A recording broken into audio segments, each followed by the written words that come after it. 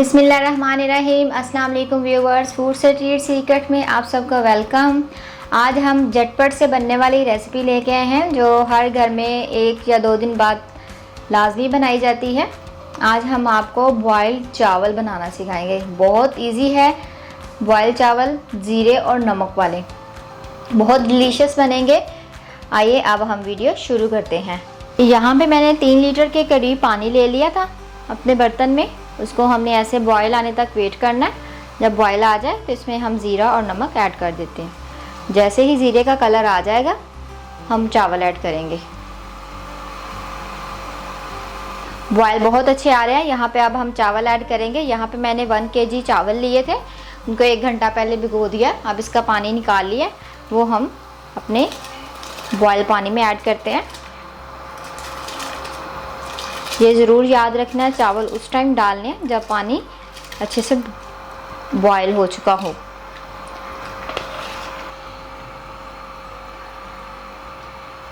अब हमने चावलों को ऐसे ही अच्छे से कुक करना है पानी में। अब 5 से 6 मिनट के बाद हम चेक करेंगे।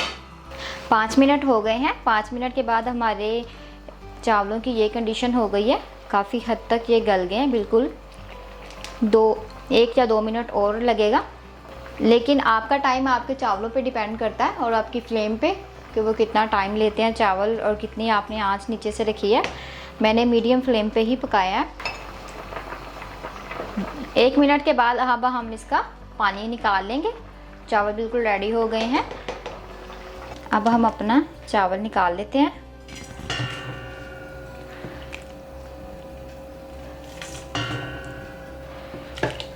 ताकि इनका पानी निकल जाए, थोड़ा सा वज़न लाइट हो जाएगा, फिर मैं अपने बर्तन को उठा के डाल दूँगी।